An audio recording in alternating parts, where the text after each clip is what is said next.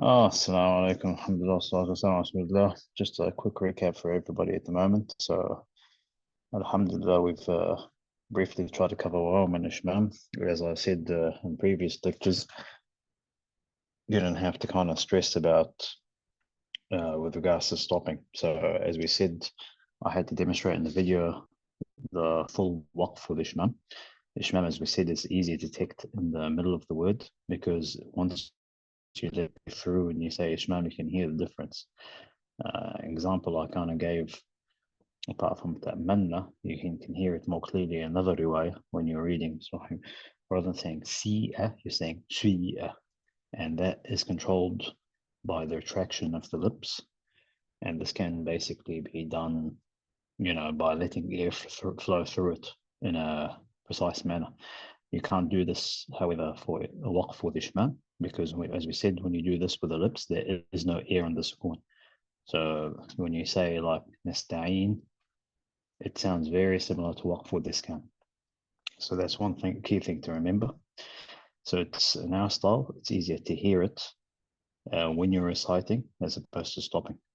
However, in saying that, our style isn't focused on ishma, simply because when you have it appearing compulsory for hafs, it's only in one place, which is Surah Yusuf. So that's ishma. Same thing with ram. That's why I tell people at the end of the day, it's kind of like wrong specifically, you have to be really precise with it. You have to kind of cut the haraka by 30% and say gently. So it doesn't sound like the example we have on page 18.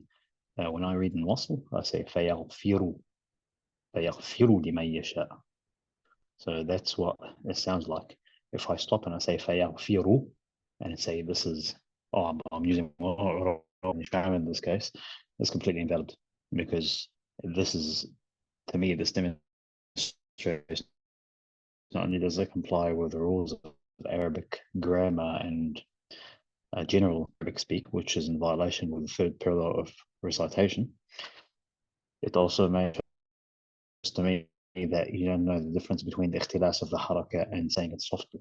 So just to let people know, because the Rawm and Ishmam are different, suited correctly with the waqf. You are the subject matter expert, but you can't keep backwards and forwards the way you like it, which is why most Qur'an and Hafs, and I'm yet to meet somebody that specializes in waqf Rawm and Ishmam. They just choose on the waqf for this count. So we demonstrated different waqfs purely for an educational purpose. Reason being, evidence can be probably found in Shatibiya and other Qur'an. Waqf Rawm and Ishmam requires a significant level of expertise, even for master qaris with the full ijazat and other recitations. They find that matter difficult. So dwelling on this as a student without having any practice, is extremely difficult. I advise you look at this after on your ijazah because, like I said, you need to kind of basically memorize the harakat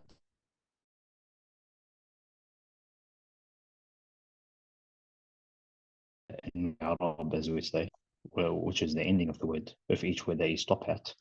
And unless you're fully confident in the ijazat for the sabaqat at least, just stay away from it. Yeah, so that's basically the best advice I can give you. Short bottom line, if you're reciting Quran and an Arab catches you, and I do mean catch you, an average Arabic person praying behind the saf that has no background Tajweed says this dot doesn't sound right, you have basically just Quran. You should go back to school. So that's basically the caveat I put out there for everybody. Any questions on Roman Ishmam for the time being?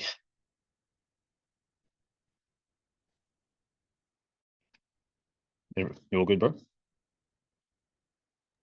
Alhamdulillah, yep. Yeah, sorry for the recap. To say this because I know I have it told in different areas.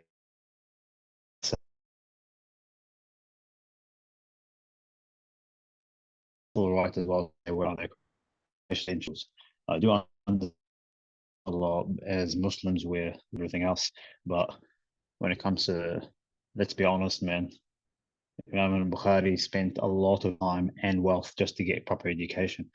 As it said, Waqi'a ibn Jarrah, if I'm correct, said we used to spend a month with the Sheikh before we even decided to become his students. My best advice to people is like, there are plenty of free Quran halaqat. Unless somebody certified is presenting them, don't take everything. Unless you ask specifically what are your qualifications. Because one thing we don't really try to have time for is, correcting incorrect recitations based on the fact that there are people out there. And I do say this to be honest, like that make our life difficult. It's because let's be honest, at the end of the day, it's not our job to get in arguments with these imams, or if we, at the end of the day, if we know who they are, then we have obligation. But if it's he or she said this, and the guy is a scholar, then I have to know where he studied from, where is his isnad, and what are his qualifications. But yeah, at the end of the day, the rule as it stands, Rawm and Ishmam are probably the hardest things to kind of do in any qira'ah. And they require specific studies of not the Arabic language, the Arabic dialect. My sheikh, when you were studying the full qira'ah, same thing was happening with Sheikh Amr as well. So I'm talking multiple mashayikh now. They had to study a subject on Arabic dialects. So can you imagine that? This thing doesn't even get taught in English, accents. So it can be really complex. Anyways, there's enough dwelling on it at the moment. Alhamdulillah, I hope the examples I've given in Shmam and the WhatsApp group has been sufficient.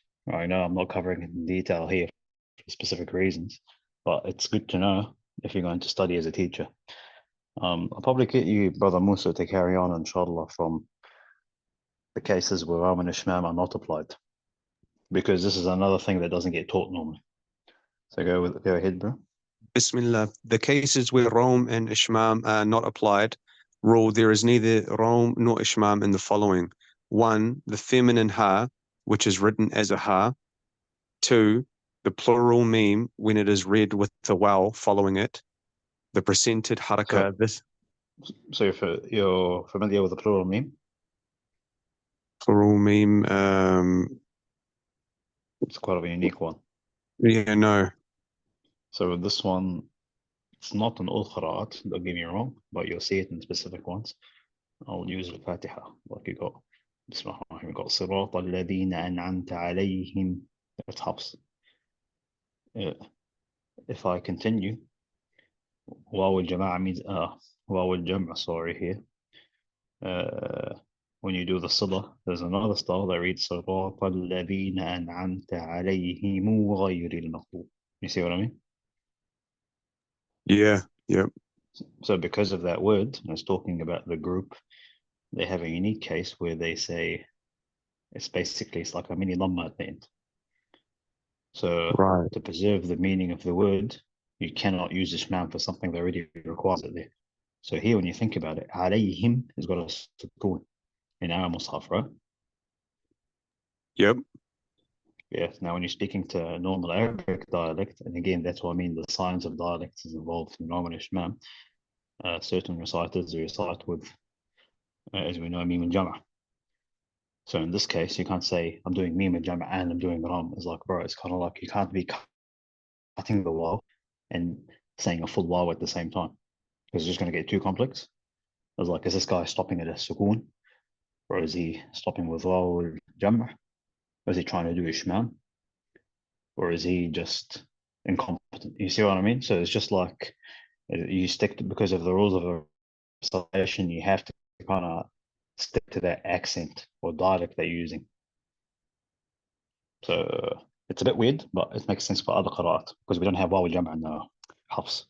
So inshallah, we'll carry on the next one. Number 3, the presented haraka. This is explained in the following panels.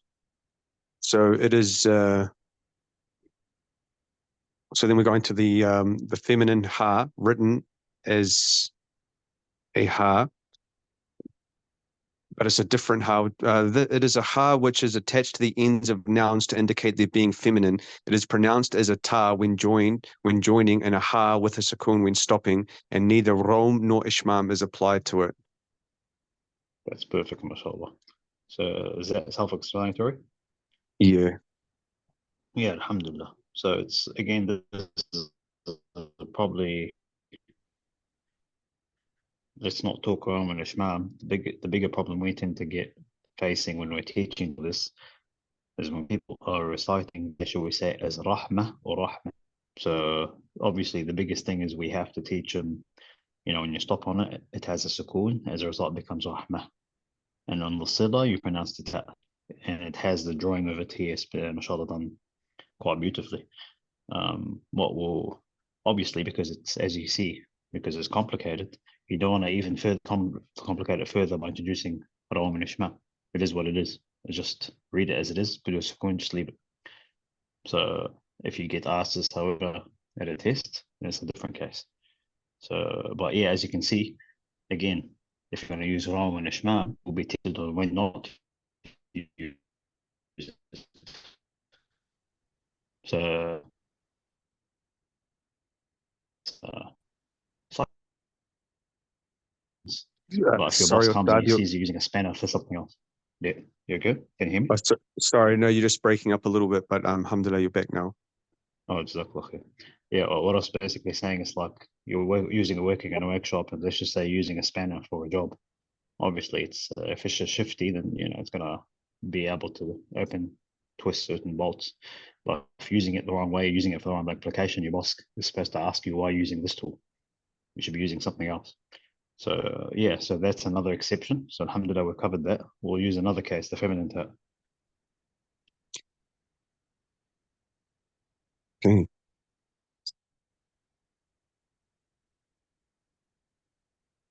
Are you there, Ustad? Should I read? Yeah, go ahead, bro. So the feminine ha, written as a ta. Some feminine ha's are written as an open ta in the Holy Quran in accordance with the accent of some Arabs who stopped with a ta on such words. Hafs also narrated stopping on them with a ta, forced or tested. Rom and Ishmam are applied to it. Yes. So there's a difference. So here, to clarify to the audience that are listening, the ta that sounds like a hat on stopping, like ni'mah. In Arabic, we call this ta marbuta, or closed ta, because you're supposed to close it off at the end. The other one is ta maftuha, or ta mabsuta, which is the one you talked about. If it's open, it looks like a boat and it's got two dots on it. Then in this case, that's what we're referring to. We can try to look at Ram and Ishmael. So the reason why we have to mention this is because they're drawn differently. So again, I'm not going to go into details, but Jazariya talks about, obviously, Bab al-Ta'at. There's actually a chapter for different babs of Ta'as. If you can't tell the difference between a closed Ta and an open Ta, by all means, do not attempt Ram and Ishmael, because it only applies to the Ta that's maftuha and not the Ta that is closed, because the Ta that is closed sounds like a hat. Which goes to show, mashallah, at the end of the day, part of being forget about Hafiz. Hafiz is the entry level to the 4-year degree. We're talking about you need to have a solid background in Arabic, be able to efficiently write Arabic, and describe the different letters. Because inshallah, when you get your PhD and become famous 20, 30 years down the track, you're going to be able to draw the Mus'haf from scratch. So you can't jump onto these technicalities if you don't have the background in Arabic. And you'll hear this a lot, especially with the Mashayikh, mashallah, done 7 or 10 qira'at. They'll say, what does the khat or the drawings say? And mashallah, now you can see you're at the level now where we're getting near the end of the book. You can see how everything ties in together, mashallah.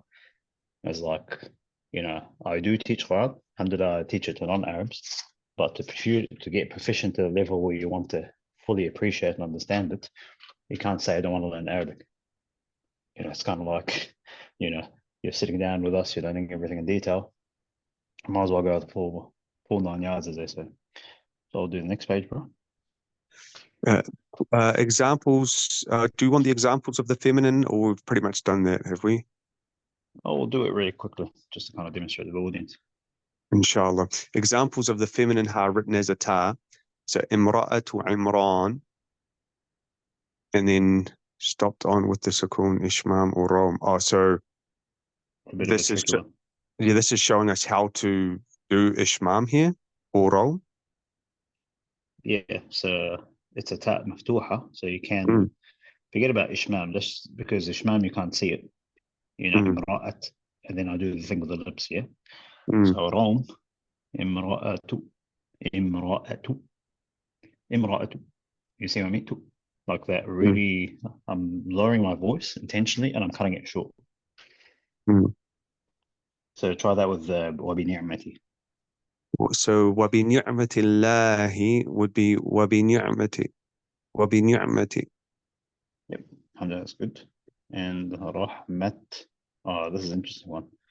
Stopped on only with sukoon because it has a fatha. So the ayah is actually rahmata rabbik. So remember what we said? For Rome, you can't do fatha. It can only be dhamma and kasra. Understood. Yeah, so just to recap again, ishmam, here in the example is talking about ishmam. Yes, if it's a dhamma, it can be probably done, but you can't hear it if you're stopping on ishmam. With Rome, as we said, you say part of the haraka, and you have to lower your voice, but it's only applicable for dhamma and kasra. If it's a fatha, you can't do Rome with a fatha. Because fatha, the way you read it, you say وَرَحْمَةَ رَبِّكَ. It's hard to kind of say a third of a haraka. And then, as you can see in this case, you've got another fatha because it's more open. So the nature of the fatha is to open up your mouth. With dhamma and kasra, it's more closed and under control. You can control how you make ikhtilas of it, as we said in the previous list. So in this case, the only option you have is waqf with sukoon. Alhamdulillah. Yeah. Understood. Yep. So rahmat. Yep, that's basically it. And the word rahmat, I'm making a specific reference. For those of you that want to do this in your own time, you can look this up in Jazariya, Sharh Jazariya. It's called Bab al-Ta'at, the Bab of the Ta'at. Anyways, so I'll continue the next one. The plural meme when reading with a linking wow. So a few of the 10 recitation scholars read with linking the plural meme with a wow in pronunciation when joining in accordance with the accent of some Arabs. As you mentioned before, عليهم غير المغضوب عليهم ولا الضالين. Yes, But when now they this stop, one with the alayhimu, when you see it, it's not alayhimu. It's actually, because that's what be counting as, you try to make, let's just say Rom Shmam. But in this case, I'll read it as صراط الذين أنعمت عليهم غير المغضوب عليهم ولا الضالين, like that. So so you see why. So if I'm going to cut it short, and mashallah, it was really good that you did this example. That's why you can't cut it short anyway, because you can't give it its full due right. Well, as we said, the haqq mustahaq, earlier, and cut it short at the same time. no. And so yeah, but mashallah, you've done a really good demonstration of it. But the good thing is that you don't have to stress about it. This is not a recitation, so Alhamdulillah. yeah. But when they stop, they make the meme sakina as in alayhim. So this meme cannot have rom or ishmam. Yes, perfect. Yep. The presented haraka, neither rom nor ishmam is applied to the presented, not original haraka. It is stopped only with sukoon. Yeah. Yeah. So you remember the presented, right?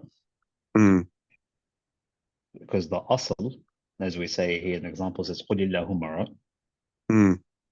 So the asl is li, because there's a kasra on the lam. But if you stop on it, the situation that presents itself, as we said in the past, to put it accurately, is a sukoon.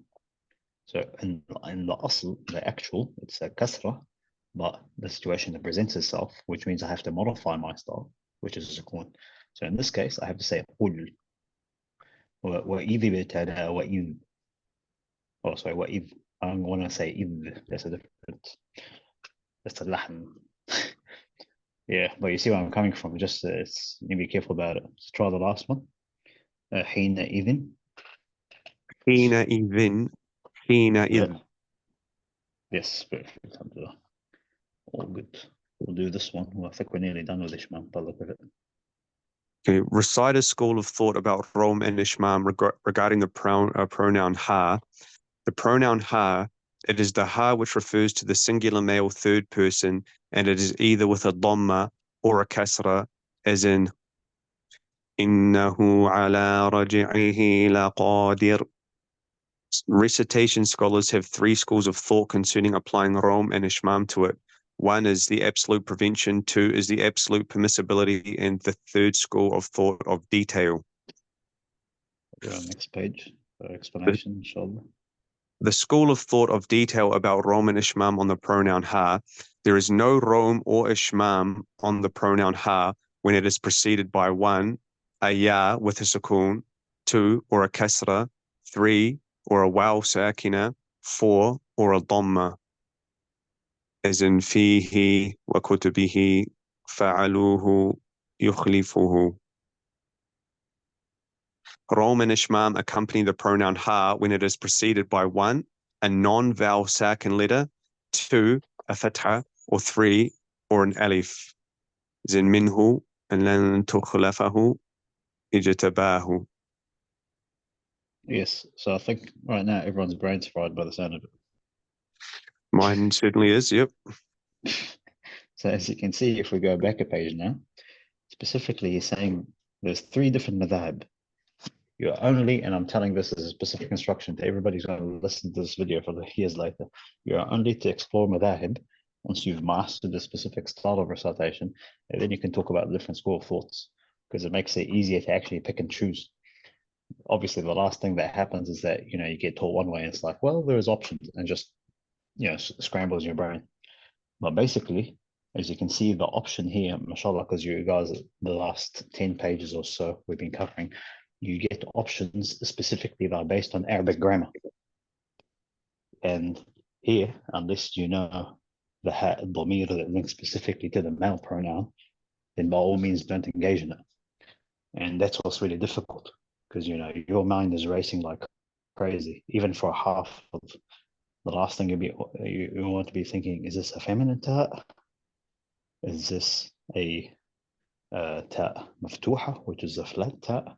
Or is this an actual ha, not a ta, but it's a masculine referring to a male?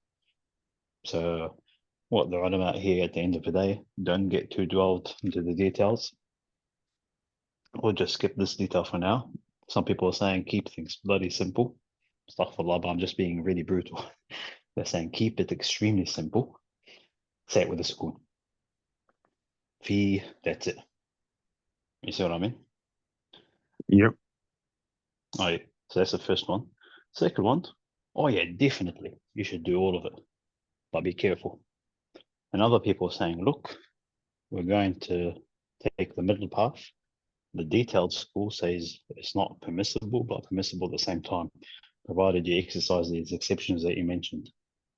Obviously, you've got fihi wa kutubihi fa'aluhu yukhlifuhu, and same thing as we said here, minhu lan tukhlafa and ijtabahu. Again, I'll just leave it here. I'm not going to dwell on it too much detail, but like I said, as Arabs tend to say, second test them. At the end of the day, if you go for sukoon, it's always the safest. I think you're all good with that right now. That's enough for Rom and Ishmam for now. Alhamdulillah. So you want to continue with how to stop at the end of the Quranic words? Yep, give it a shot. So here we have only with sukoon, man. That's in an original sukoon. Perfect. Or yeah, so fatha is iyak if we're stopping on it. Yep. And rahim, ar-rahim Yep. could be with sukoon or rom, but as you said, sukoon is safe. Exactly. And, So you got Ar-Rahim, or you could say Ar-Rahim like that. So that's basically doing it. So as we said here, بالسكون أو بالروم. So I did it here with the Rom.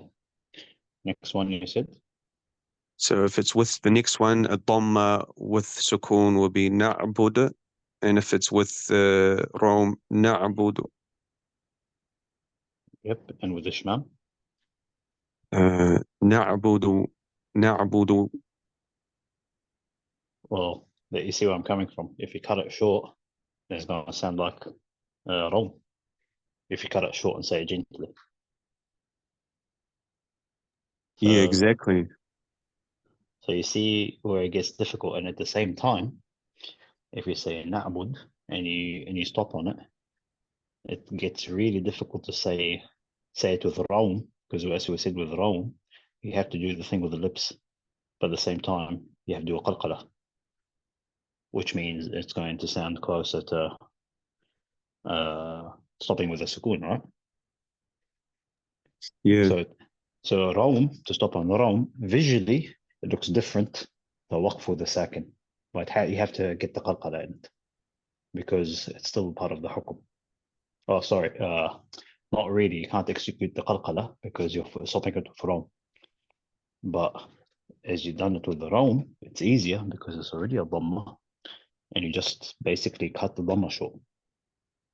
But whatever you do, you can't say na'budu wa iyyaka because you've just linked it. You see what I mean? yeah, But it goes to show, mashallah, at the end of the day, this is where your job as a professional qari comes in. You have to decide on the context, which is easier, which is harder to do. You see what I mean? yep, yep, Just like how you done with basmala and isti'adha. People say, oh, should I always say bismillah ar-Rahman ar-Rahim? Well, alhamdulillah, well, that's your job because you're training to be that person. You can't say Bismillah ar-Rahman ar-Rahim. Inna al-mujrimina fi adabi jahannam khalidun. You just said Allah's mercy, and he said, get into Jahannam, you people. It's you're, mashallah, the subject matter expert. So it's good to have the tools, but don't use all of them at once. Inshallah. We'll finish off with page 223. Okay, how to stop on the Quranic words that have tanween. With Dhamma, Hakimun, it's saying you could use Sukun Rom or Ishmam here. Is that right? Yes. Mm. And so how would you, is it just Hakimu if it was for Rom, if you were to stop on it? Yeah, so basically, tanween, as we said, is kind of like double of the same thing. So what we do is basically we just drop one haraka. So Right. it's like a dhamma or a kasra or whatever. So same alim, hasidin is probably hasidi, and then you adjust for rawm or where they're doing sukun or rawm. Alima is a bit interesting because, as we know, you're already stopping with a natural mid. So if you're stopping with a fatha,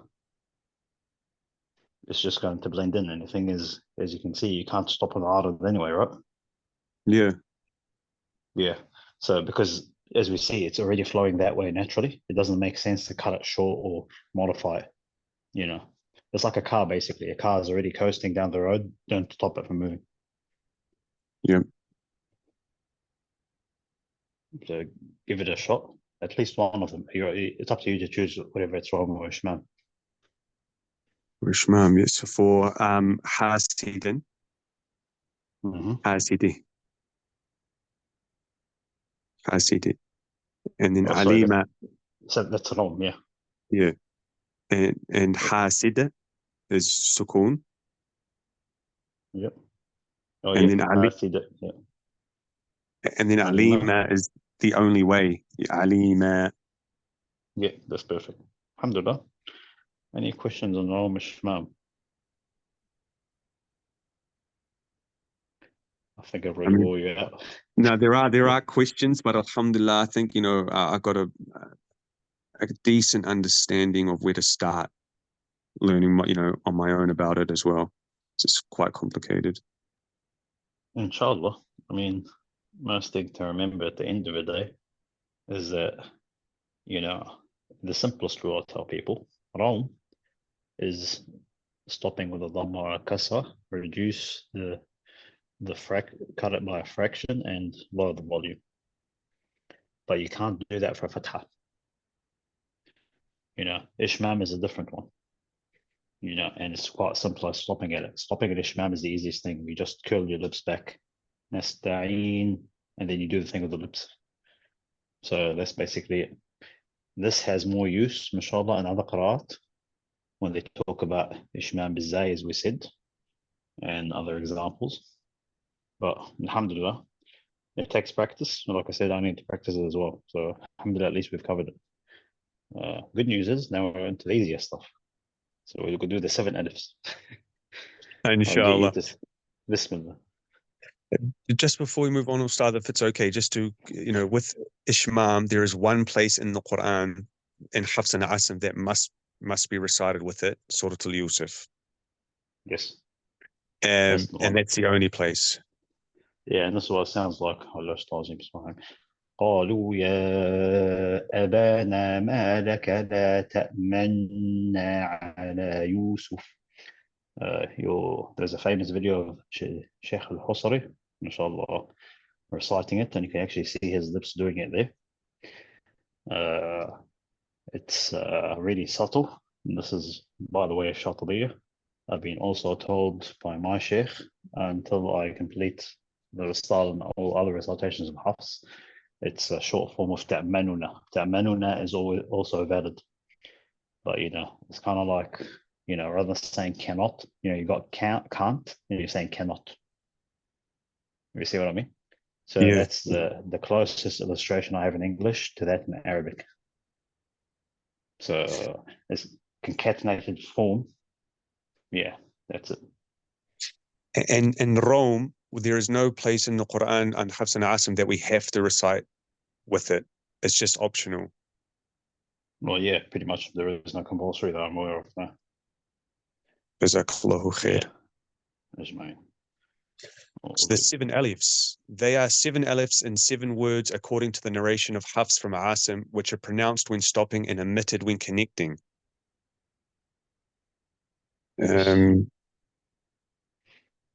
Okay, so should I go through the table, Ustad, or explain one? Yeah, Bismillah.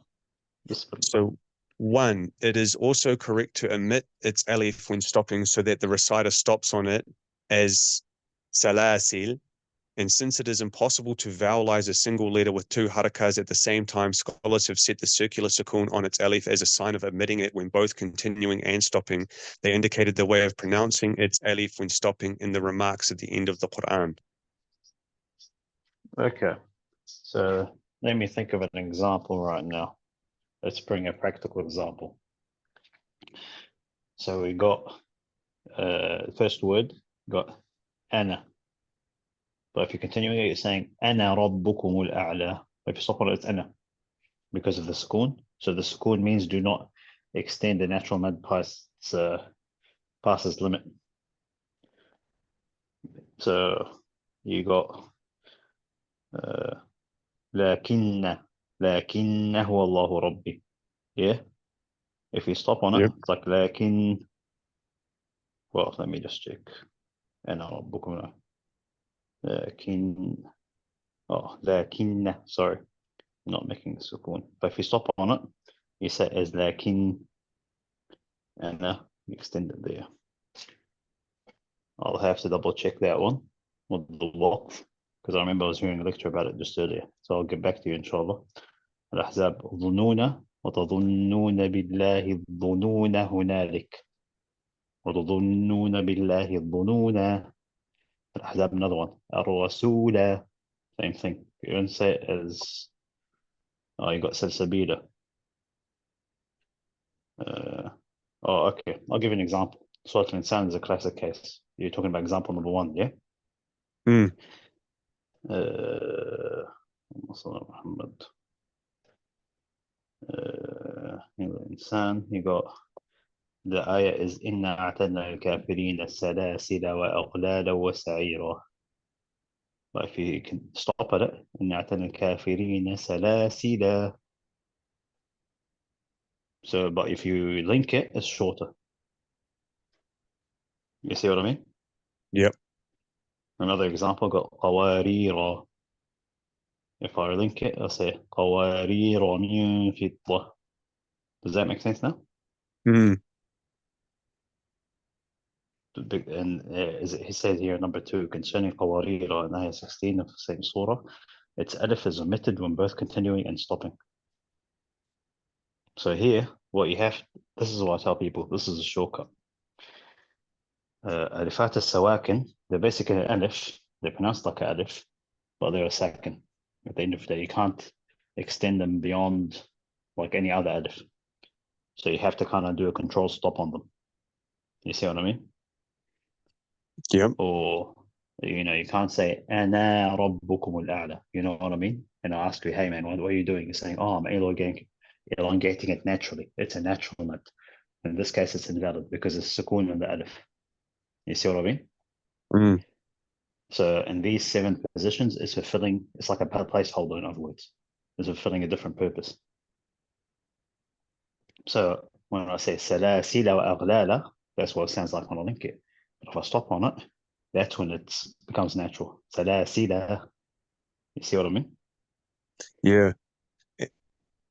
And the way that we know this is just by memorizing these places in the Quran where this happens, or is there another way?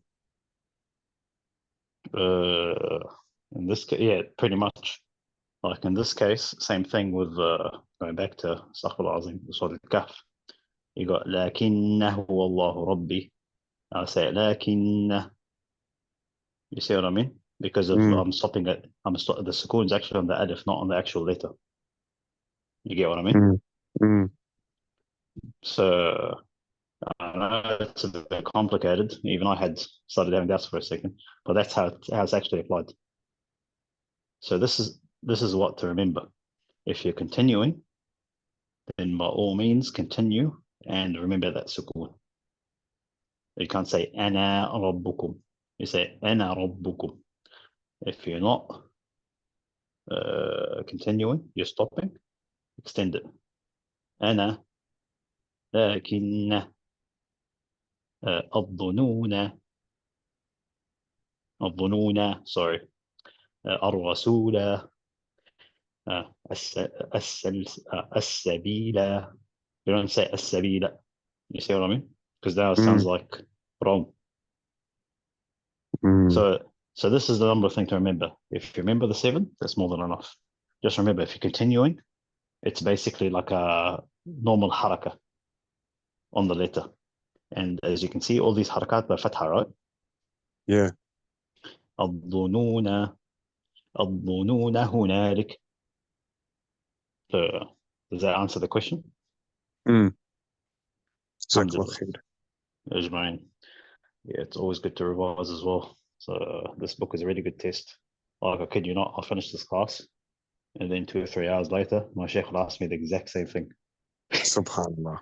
So, so for me, it's kind of like it's been a good sort of because now I'm supposed to be at a stage where if he catches me making a mistake, then I'm just going to get scolded. But Yep. alhamdulillah, I'm learning as well, bro. Oh, Allah Kareem. Yeah, that's basically it, man. So now we're into tips. Okay. So as an indication of the omission of the alif when continuing and pronouncing it when stopping, scholars of vowelization have put an empty rectangular square above it, as in ana, lakinna, adhanuna. Yeah. So if you're continuing it, like we said, and oh sorry, you make it shorter, but if you stop on it, you extend it. الظنون. If I say ظنون هنالك, obviously they can't really write every single ayat, they're running out of space, but you get my picture, right? Mm. Okay. This is the interesting one now. The linking Hamza. Right. Okay. Yes. So it is a hamza used for the purpose of being able to start with a sakin letter. It is pronounced when starting the words and dropped when continuing. So it is pronounced in words like what? Alladhina ihdina al-kitab, and dropped Yes. in words like mithaq alladhin wahdina wal-kitab. Yeah. That's basically it. So linking Hamza, it's Hamza al-Wasl. So if you're starting on it, you can't start on a sukun, obviously. You have to kind of have الذين ihdina al-kitab. As we said in the past, you can't start in a second. So you need, as we said previously with the Hamzat al-Wasl, it obeys a similar structure. But when you're linking between words, you have to drop it. ميثاق الذي, you can't say ميثاق الذي. وإهدنا, that's a mistake. وَالْكِتَاب, that's incorrect. So it's وَالْكِتَاب. Yeah, we'll carry on. The linking Hamza.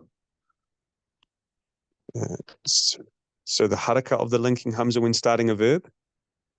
Oh, sorry. The linking Hamza can be found in verbs, nouns, and articles. Fine, yes, Jazakallah khairan. So basically, when you think about it, forget about this. For those that don't know Arabic grammar, here is saying فعل الأسماء والحروف is basically everything when you think about it.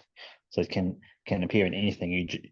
I'm not going to teach you the letters that it appears next to. There is a Tuhfat al-Fatih goes into the detail of it. But as long as you remember, you have to pronounce it when starting, but it has to link when you're between words. That should be right. Jazakallah khair. The haraka of the linking. I remember this page. Yeah, go ahead. We'll cover it really briefly because we've done it before.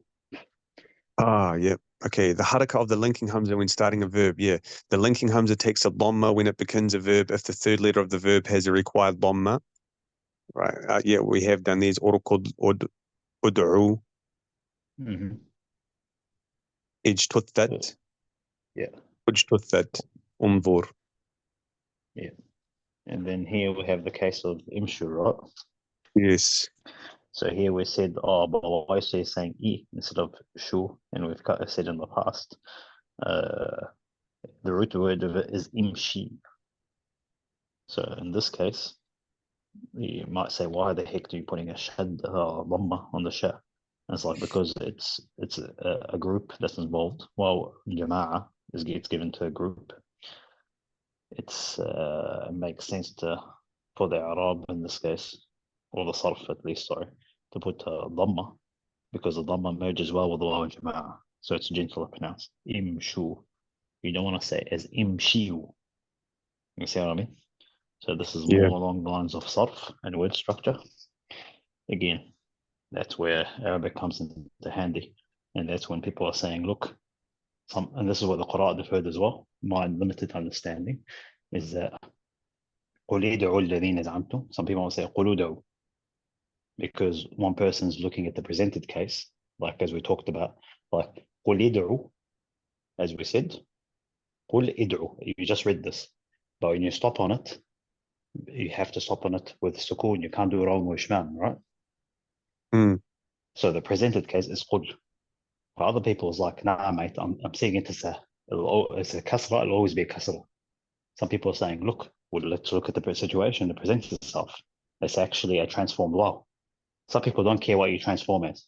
Just like how, inshallah, Sheikh gave an example from Al-Azhar. Arabic lecture, he's saying, look, it's kind of like, is this guy an Egyptian guy that has a Saudi passport? Some people might think he's a Saudi because of the way he's dressed, because he's lived there for 50 years. Some people say, nah, once an Egyptian, always an Egyptian, right? So that's where obviously different opinions come from. That's why it was difficult for some people. So the Sheikh here, because he's talking to a fluent in Arabic audience, he's going to talk about the cases where you can allow for it based on its original form. We're just going to cover that briefly without dwelling on too much detail, but he's going to talk more about the presented case. But yeah, carry on, bro. Okay, so in the contrast with the likes of imshu, because the dhamma of its third letter is incidental since the command of its singular form is imshi. However, the letter sheen got a dhamma in its plural form in order for it to be in harmony with the waw. So other similar verbs are ibnu, uqdu, itu. The linking hamza takes a kasra when starting a verb if its third letter is with a kasra, as in isbir or ikshif, or with a fatha, as in istaghfir, ittaqu, with an incidental dhamma, as in ibnu, imshu, iqdu, itu, ituni. Yep. So kasra, if the third letter of the verb is one with a kasra, with a fatha, or with an incidental dhamma, and dhamma if the third letter of the verb has a required dhamma. Yes, that's basically the general rule. And then with the incidental dhamma, as we said, you tend to get a few exceptions. So we'll go to the next page anyway, without dwelling on too much detail. Okay, Ustad, are we going to go over those exceptions, or is this not the place for that? I think we've kind of spoken enough about the Yeah. exceptional side, but as you can see, Oh, there's going to be other ones that we haven't covered yet. yeah, gotcha. No, I understand. I thought there was Yeah. other ones. Two, the haraka of the linking hamza when starting nouns. The linking hamza in nouns is always with a kasra, as in istikbara and istighfar. Um, Yep. so three, the linking hamza in articles. The linking hamza can be found in one article, which is the definite article, lam ta'arif, and is always with a fatha, as in al-ard, al-kitab, Allah. Yep. And That's notice about the basically it. Yeah, go ahead. Jazakallah khair. And notice about the haraka of the ra in the word im imru'un. Mm-hmm. Yidimru'un. Oh God, yeah. So this is Surah Nisa we're talking about last ayah. Inimru'un halaka. Mm. Go ahead. So the letter ra follows the haraka of what follows it, meaning the haraka of passing in this word only, and its hamza is always started with a kasra, as in imra'a sawin, Mm, Imra'a sawin. Yeah. imra'a sawin, and imru'un halak. Yeah. So you see how now inimru'un, sorry, with Hamza al-Wasl in this case, because it's wasl, it's built on connecting, the kasra carries on into the next word straight away. Mm. So that's basically it. And like I said, the reason I was able to say Surah Nisa off the top of my head, not because I've memorized it, but it's case specific now, as you can see. And the other example, لكل. لكل امرئ منهم. Yeah, so see, you can see in this case, basically, it's all built on wasl. Obviously, if you start on it, it's different, but it's very rare because this is just for the sake of testing. If the guy wants to see that if you know the rule or not. But as you can see, because it's Hamza al-Wasl, it just carries on the things before it. So it takes on the identity of the haraka before it. It kind of decides which way it goes. So I hope that explains it. Yeah. Inshallah. But All good. why is it mentioning the ra in this? Saying the letter ra is following the haraka of what follows. Here it's because it's case specific. He's talking to notice about the haraka of the ra in the word imru'u. Yeah, in imru'u. So here when you look at it, he is talking about this is a case specific for Surah Nisa, in imru'un halaka. Right. Gotcha. So that's why he's mentioning the ra. So here he's saying the letter ra follows the haraka of what follows it. So I'm trying to think of how to clarify even more. Let me read it in Arabic first. I'll have a better chance. في هذا الكلمة فقط يبدأ بحبس مكسورة دائما. So, okay, I'll just simplify for you. Specifically in case in imru'un, it always starts with a kasra. If you have to start on it for testing, let's just say for reading, in imru'un halaka. If you say, I know in, how do you start with imru'un? You say imru'un, based on what they said. Mm. And yeah, this is, like I said, case specific. But here, as you can see, we're combining now, mashallah, we're talking about general rules, and now we're getting, you know how it starts with the book, general rules and then case specific. Mm-hmm. I don't know how it is again, different qira'at. Like I said, you might have a dhamma, but then again, you have to look at the usul and furush of each qira'ah. Here, we're just talking hafs right now, as a case specific.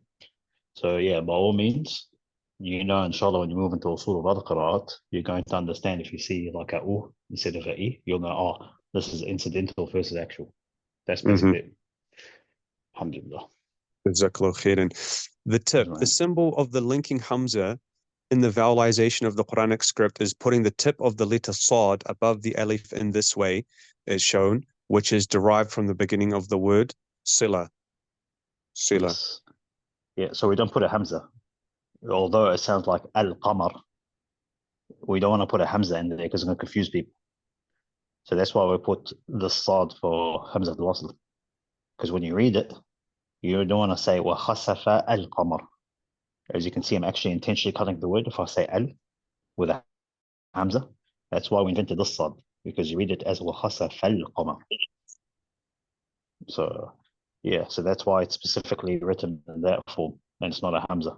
It's pronounced Hamza when you start on it, al-Qamar, but when in fact, it's actually a Sila. Oh, Allahumma lakal hamd. Oh yeah, speaking of Hamza, that's the next one. Yes, Hamza al-Qat'i. Yeah, perfect time. Alhamdulillah. So it is the Hamza which is pronounced at the beginning of the word and when continuing and when stopping. As in ata, utu, in. Yeah, that's all good. The meeting Now of the. this is a fun one, especially for different qira'at. I know this looks pretty simple, but because you're reading Hafs is mashallah simple. It's just say all of them. I don't care. Other people have different rules, so you got it easy with Hafs. Alhamdulillah. Alhamdulillah. Yeah, for it. So the meaning of two Hamzas, the second of which is Sakina. Arabs do not join two Hamzas, the second of which is Sakina, in their speech. In case this occurs, they replace the second Sakin one with a lengthening letter similar to the haraka of the first Hamza. Is that good with you? Or yeah. Give it a shot. See what they mean. So I'll try, so what Adam or Adam? Yeah, so you recite it as Adam. Yes. Yeah, because it's two tahqiq next to each other. It's the same letter. You don't say وَقَدْ دَخَلُوا, you say وَقَدْ دَخَلُوا. Yeah? That's a completely different hukum, just for clarity. But it's easier to merge two things together. So yeah, same thing with u'tu. Yeah, so utu. Yeah. Yeah, mana, imana. Yeah. The same thing with amanu. Amanu is actually atmanu. Atmanu. So obviously to get rid of the choking on the back of the throat, we just say amanu naturally. Yeah. So give that a shot, which is known among the scholars. Yeah, so here it's mad al-badal. We call it substitutional lengthening. And you can cover that in detail on page 194. Oh, sorry, I'm reading in Arabic and English. 159. Sorry. Yeah, that's correct. Sorry, I'm thinking 100 and I'm like 59, 95. Sorry. Next one. Go for it. So when Hamza al-Wasl precedes a Hamza al-Qat'i, Sakina. So if a linking Wasl Hamza precedes a Hamza Qat'i Sakina, we substitute when starting the Hamza Qat'i Sakina for the mid letter similar to the vowel of the linking Hamza. As in alladhi tumina, tumina is tumina. Is that? Okay. Yep. Next one. في السماوات ائتوني ائتوني ايتوني. Yep. Yeah, so لقاء نأت it eat. Yep. يقول يقول ذل Yep. يقول ذلي ائذل ائذلي إيذلي. Yes. So, any questions so far? Oh, alhamdulillah, it's much easier than Roman Ishmam. Oh yeah. Obviously, it's this plays a big role. Again, I'm not going to get too much detail on this section. Mashallah, when you get two Hamzas following each other, it's covered in Shatibiya in detail. I think it talks about ibdal and whatnot. You can actually swap something for another. So rather than trying to say one with a fatha and one with a kasra along those lines, to cut a long story short, you can swap it for something else, and like a ya substitute sometimes for a kasra.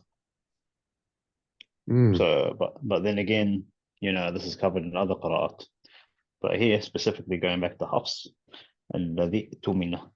if I have to, the only thing we try to test you is tumina. That's if I want to say test you in certain things. Tuni. What is it? Now, when you look at it, ائتي. Now here in this case, normally we're talking hypothetical situation as well. This is positions of being tested. You will not be required to stop on this unless a sheikh tells you I need to stop here, or the qari, or muqri, sorry. So again, these aren't natural places to stop. So if you're doing an ijaza and you're trying to finish as you normally would, if you read normally, you should be able to get an ijaza. It's not a problem. But it's kind of the most important thing is like if you run out of breath or you're about to choke or something, you need to control your stop or start. That's when you're required to kind of be fluent in this. So, alhamdulillah, we'll cover the next one when Hamzat al-Qat'a precedes Hamzat al-Wasl. Yes, if a questioning Hamza precedes a linking Hamza in a verb, the linking Hamza drops in writing and pronunciation. So it would be اطلع اطلع would become اطلع. Yes. اصطفى would become اصطفى. So you're familiar with the questioning Hamza? Yeah. Yeah. So here in this case, so for the audience, because in Arabic you say ittala, but if I'm saying here, Hamza can be presented for different cases. Like we got in this different qira'at as well. In our style, we have أَإِذَا كُنَّا عِظَامًا نَخِرَةً, or is it when we become أَإِنَّا لَمَبْعُوثُونَ خَلْقًا جَدِيدًا. These words, when I say it's related to the actual root word, has a Hamza. But if I put a Hamza before it, I'm asking a question. So that's what we mean about Hamza istifhamiyya. This is not just crucial to our qira'ah, which is Hafs. I've seen it happen in Yaqub as well. You're going to have in one sentence, you're going to have a question and an answer to a question. So you need to know what type of Hamza you're dealing with. Is this Hamza part of the word, or is this conjugated or added to it as a conjunction to it's not a root word, but it's kind of like presenting it with a question. And that kind of dictates how it's recited. So mashallah, you understand it. So here he said, ittala is attala. Istafa is astafa. So, but, in order to get that, we need to know the meaning of the word. But I mean, is that self-explanatory? Yeah, I think so. Alhamdulillah, that's good. We'll go to the next one. Hamza al-Qat'a. When Hamza al-Qat'a precedes the linking Hamza in the definitive article, definite article, if the questioning Hamza precedes a linking Hamza in the definite article, the Arabs keep the linking Hamza and change it by substitution or easing, tasheel, in the following. Yes, substitution. So tasheel, you got different forms. Some recitations, you got two Hamzas now. Rather than saying because it's too difficult, as we said, we have this hukum for ajami, remember? We said ajami. I say a strong Hamza with the tahqiq of the fatha of and I make it easier for the next one. So I don't, keep jumping in the back of my vocal cords. So that was one of the way Arabs did it. As we said, in other places, they have complex things like, say, ibdal for something. They'll do a complete swap altogether. They'll say, look, tasheel is too confusing for me. I'll substitute it for another letter. I'll give you an example because you're Palestinian, so you understand where I'm coming from, of ibdal. Now you got the most obvious thing right now is Al-Quds, which is Jerusalem, right? Or Masjid al-Aqsa. That's what we refer to as the capital of, Palestine, right? So have you heard it being recited differently? How do people say it? Right, Al-Quds. Yeah. Like you're looking for lahja or? Yeah, lahja, basically. Al-Quds. Yes, exactly. That's the one. That's what I was looking for. So basically, this is amongst Palestinians. Now look at it from a Fusha perspective. It's written as Alif, Lam, Qa, Dal, and Sin. And you say Al-Quds. But here, if you live specifically, if you're like, say, let's just say from a specifically, we call it Madani dialect or a country, or not country, sorry, city dialect. You're not a country person. And a big and here. and you live within the walls of the old city, you will say it as Al-Quds. And, I come from a different bloodline. I've got my brother-in-law. He comes from a completely different family, Dar Alamis to be specific. Although there were different families who haven't met each other before, we'll still say the same thing, Al-Quds. When we say Al-Quds, we're doing Ibdal here. So we're consciously swapping a letter for something that's easy. So that's the absolute worst case scenario. Other people say, hang on, I'm still competent, but I don't want to say I'll say and I'll make the next one softer. So here, let's study this practical example. So go with it. So الذكرين. Yes. Explain to me the different ways if you could probably read it. I would say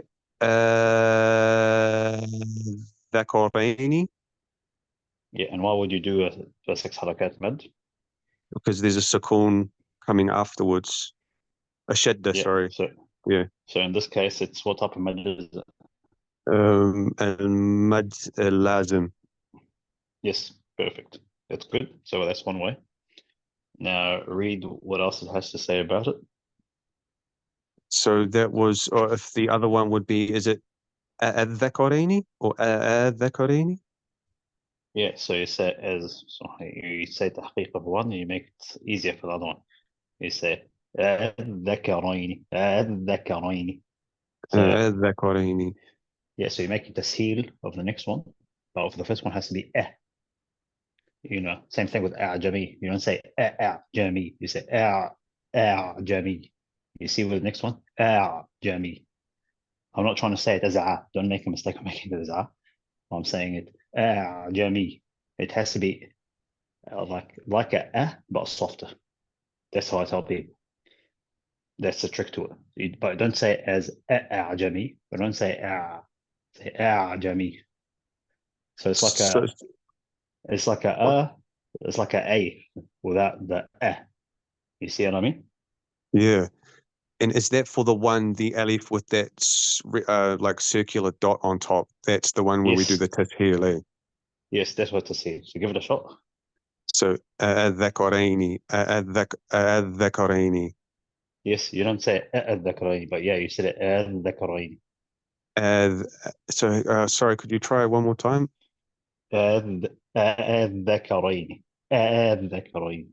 See? الذكرين Yeah. الذكرين. Now try it with a different one next to it. Okay. جزاك الله خير. الآن. Oh, and so you would have الآن Yes. or الآن. Hang on. yeah. الآن. Oh, sorry. This one is really difficult for me. الآن. الآن. الآن. Yes. So simply, you're making one stronger than the other. Yeah, yep. Alhamdulillah. الآن, like that. Yeah. الآن. Yeah. But as you can see, it's like it can slip on you, especially with tasheed. So I find it hard to do tasheed when the next one is, on a similar pitch. So, but yeah, that's example of tasheed and tahqiq. Now, I think this is basically the last of the chapter when Hamza al-Qata precedes Hamza al-Wasl. Okay, yes, when Hamza al-Qati' precedes Hamza al-Wasl in nouns, if a questioning Hamza precedes a linking Hamza in a noun, the linking Hamza drops in both writing and pronunciation, and that has not occurred in the Quran. As in, ibnan, abnan, isman, asman. Yeah. So basically, it's good to know from a grammatical point of view, but as you said, it doesn't happen in the Quran. So, I got to get tested on it as far as I'm concerned. So a Hamza al-Qati' preceding a linking Hamza. So in the definitive article, the linking Hamza remains and undergoes changes as previously mentioned. And in verbs and nouns, the linking Hamza drops in writing and pronunciation as previously mentioned. Yes. So let me read this in Arabic. تقول همزة القطع على همزة الوصل. Yeah, basically, this is getting really hypothetical right now, but as you can see, this is more of a grammatical thing. It's, as Imam said, basically, this doesn't occur in the Quran. It might happen in normal Arabic when you're teaching things and and grammar and whatnot, but as long as you're aware of it. So that's basically that chapter. Any questions on the types of Hamzat by any chance? No, Jazakallah khair. It's been pretty intense, so I'm guessing Raum took it out of you, to be honest. Yeah, that was a tough one. Yeah, man. The good news is the next section is just Rasm Yeah. and drawing. I'm trying to see. We only got about roughly 30 pages, maybe a bit less. I mean, it's up to you and you're aware of your time. You just want to read about history just to kind of warm down, as we call it, and just leave it there. Yeah, like now? Well, yeah, I mean, the stages of development of writing. That's Yeah. basically it. Now, alhamdulillah, it's going to change color codes. This is a cruise, mashallah, now to the end of the book. Allahumma lakal hamd. Alhamdulillah, Alhamdulillah. So, I've got Salah in like 10 minutes, Oh, okay. Yeah, no worries, bro. We'll wrap it up then. inshallah. But so it might be like one or two left. Oh, yeah, man. Just whatever, bro. Just for the barakah of it. But yeah, it's at least to finish off on a good note. It's English, so which is easy to read. Alhamdulillah. And then I can start the revision. Jazakallah khair. Inshallah, bismillah. Okay. Oh, man. Oh, you want to give it a shot? Stage of development of writing? Or you just want Yeah. to wrap up for today? Maybe we could start just this page and then we can complete it next week or something. Yeah, bismillah. Bismillah. So the signs of development of writing and vowelizing the Holy Quran. The glorious Quran was written at the time of the Prophet sallallahu alaihi wasallam, free of dotting, vowelization, and hamzas in accordance with the Arabs' customs in writing at that time. That was not a problem for them, as it was their own language and they were its experts, speaking it and reading it customarily and instinctively. So the dots of passing, with the speed of Islam all over the earth, with the spread of Islam all over the earth and foreigners embracing it and mingling with the Arabs, mistakes in the Arabic language began to appear, which caused scholars to set signs for passing so people could adopt them. Thus, Abu al-Aswad al-Du'ali, 69 Hijri, he passed away, undertook the task of dotting the Holy Quran in accordance with passing. He made the sign of the fatha, a red dot above the letter with a fatha, and the sign of the dhamma, a red dot in front of the letter with the dhamma, and the sign of kasra, a red dot below the letter with a kasra. As for the letter with a tanween, he dotted it with 2 dots. Yep. So it's I actually read the box. I'm learning from that as well. In his book, Al-Muhkam fil Naqd al-Masahif, the precise in the dotting of the Quranic script, Imam Abu Amr al-Dani said, Right. Abu al-Aswad chose a man from the tribe of Abdul Qais and said to him, take the copy of the Quran and a dye which contrasts the color of the ink. When I open my lips, put 1 dot above the letter when I circle them, put the dot beside the letter when I lower them, put the dot beneath it, and when I follow any of these haraka with a ghunna, i.e. tanween, put 2 dots. Then he started this process until he completed it. So, mashallah, what they don't tell you is, my understanding, this has started in 54 Hijri. As far as I'm concerned, he was really hesitant to get involved under the instruction of Ali. And he was walking past here and somebody reciting Surah Tawbah, making a huge mistake in it. I can't remember the ayah right now, but basically he said, no, that's it. I have to do this.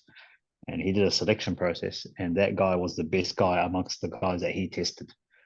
So he said, not only would I get somebody that's good, I'm going to get the best guy to do this job, which goes to show, mashallah.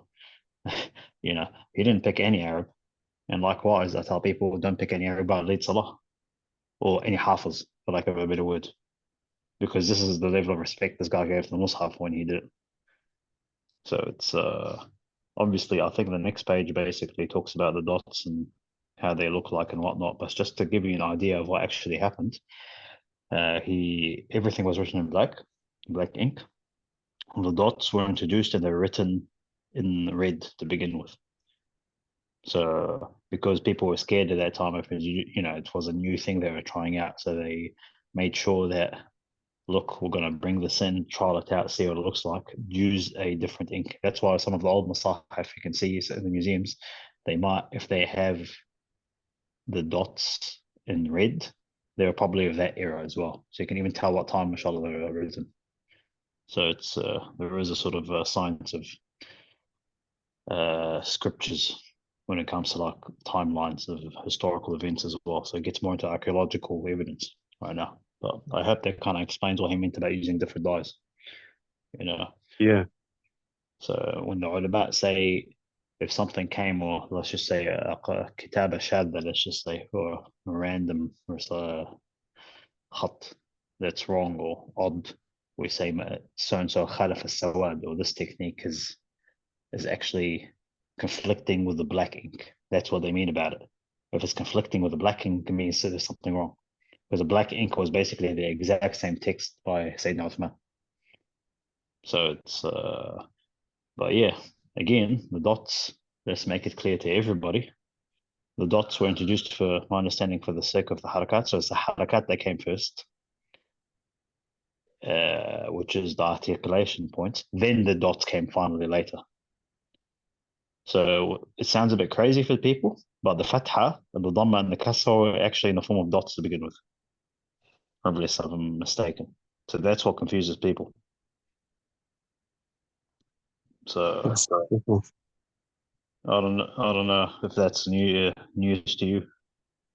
Yeah, I didn't know that. Yeah, so it's basically because that's what happened. He actually used dots for fatha. So on the top and the bottom. Later on, they introduced. Obviously, they had the fatha dhamma kasra, but they put the dots in so people don't get confused. Mm. So, and then that's when you have the reason why they put the dots, because let's just say different qira'at, even between Hafs, you've got Shu'bah, which is near cousin of Hafs. You got Ya'malun and Ta'malun. So people are saying, look, at the end of the day, Ya'malun and Ta'malun, what they have in common is a fatha, right? Mm. So they said, look, for clarity, let's get the fatha thing sorted, fatha dhamma kasra.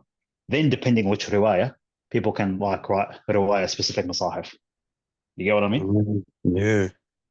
So that's how it started. It started with the black ink, then the fatha dhamma kasra. At that time, they didn't know, it wasn't called fatha dhamma kasra. It was just like he said, look at my lips and put dots up and down. And then, subhanAllah, they became fatha dhamma kasra. And then they still needed more clarification. They said, look, people are getting confused between a ta and a tha and let's just say a noon. We need to really articulate it. And that's when they actually did the whole complete set afterwards. But yeah, at Harakat took place exactly at 54 Hijri from memory. And then the dots came later on. They got swapped for actual Harakat, and then dots got introduced later. But we'll talk about that inshallah in detail for the next lesson. That's when you get to actually physically see them. Inshallah. Jazakallahu Alhamdulillah. khair, Ustad. Jazakallah khair, man. It's been a long time coming, alhamdulillah. But next lesson, just going to be looking at Masahif and how they're printed, the history of different harakat and how they came into existence. And if we have time, we'll talk about techniques, inshallah. Inshallah. Yeah, Jazakallah khair, man. We'll definitely be in touch. Inshallah. Jazakallahu khair and taqabbal Allah. من منكم إن شاء الله. وذيب إن شاء الله. السلام عليكم guys. اللهم وبحمدك أشهد أن لا إله إلا أنت أستغفرك وأتوب إليك. يا الله السلام عليكم. وعليكم السلام ورحمة الله. ما سلامك.